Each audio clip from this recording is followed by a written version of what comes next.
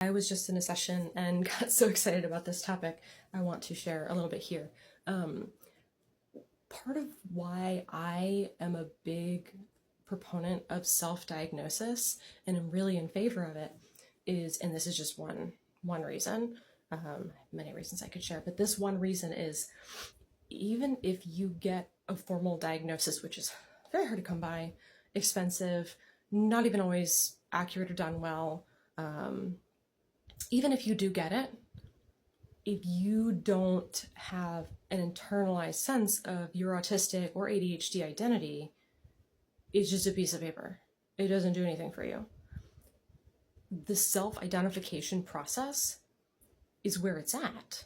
That's where the actual benefit starts to hit, because at least for adults, because that's who I work with, you're not getting a lot of accommodations. And if you have not internalized, and I've worked with people with disabilities for years, through a disability resource center, college, and my mental health work, like it's been a long time.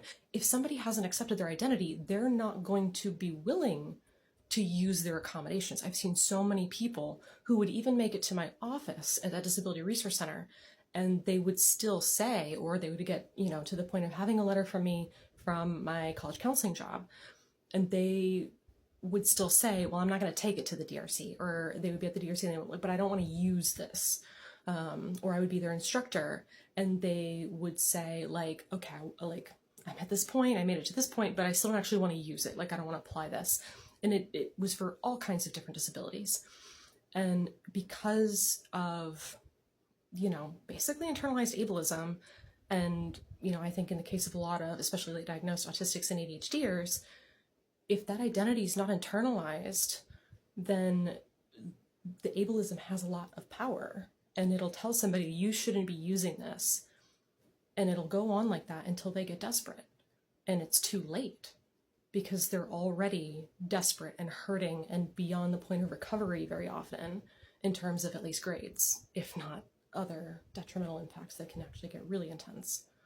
So when pursuing formal diagnosis, like, most people have already self-identified, but I do see a lot of people, again, late identified folks, but I do see a lot of people who will like go and get that diagnosis, and then they'll say, is it right? But is it right? But is it right? And so they're still struggling with internalizing that identity. And it is absolutely a process, because it really turns your understanding of your life on its head. And that's one of the things that I think the people who are the critics of self-identification don't get. Like, I could tell you you're a purple alien, but if you have no reason to believe that, that is not going to revolutionize your experience of your entire lifeline. But if you hear me say something about you, or you see on the internet something that you relate to, and you're like, oh my goodness, purple and alien. Something about this is interesting to me. Like, that's not gonna happen with purple aliens, because you're not a purple alien, I presume. But if you see autistic experience and you're like, this is interesting, this is relatable, that's noteworthy. That's the beginnings of that self-identification process. And we need people, I think, to be able to have more support, frankly, and less criticism about that exploratory process, because the professional diagnosis does not solidify that for everyone. For some people, it helps. But for a lot of people, they'll get that formal paper, whatever, line on a computer. It's such an interesting system. People don't understand how limited the system really is. I can talk on that later. And they'll be like, okay, now this will get others to believe my experience. And it doesn't. There's a lot more going on with that. There's a lot of societal views that are playing into whether somebody's going to understand. But the person with their own lived experience is going to have so many data points to be able to reaffirm for themselves, like, this is correct, this is correct. And if family members are going to believe a formal diagnosis, it's because they're seeing those data points too. The formal diagnosis might help open their eyes to that, and sometimes I think that might happen, but if they're pretty hard set against that, that's where they're going to stay. And that process can happen for the individual too. When I think about self-affirming diagnosis or self-identifying or self-diagnosing, I think what's really important is like, what is the actual benefit? What are the risks and what's the benefit? The risks are extremely little. Like I have not been convinced that there are any important risks.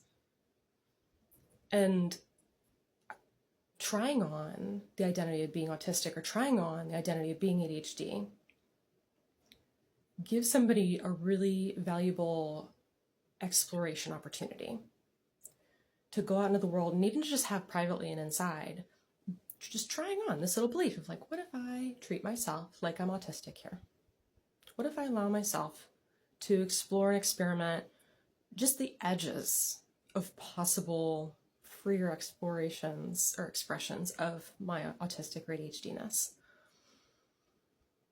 And as you do that, if you find that it feels aligned, if you find that it's helpful, if you find it gives you spoons, if you find it prevents you from being in pain or distress, or it helps you be more regulated, if it gives you a little bit more of an edge in your energy, like those are the things that I think really help people self-affirm. And the bottom line and the whole point of this is to help people live well anyway, right? Like, isn't that the whole point of the fucking DSM? I mean, the aspirational version of the point, at least.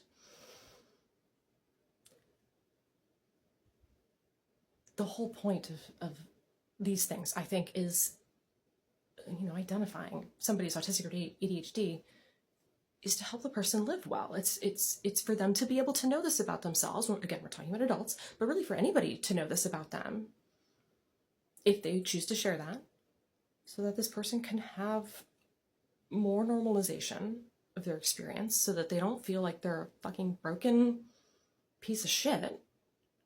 Hopefully people will stop conveying that to them once they know, but they might not, so that at least that person can say to themselves, I'm not a broken piece of shit, when others seem to be thinking that about me.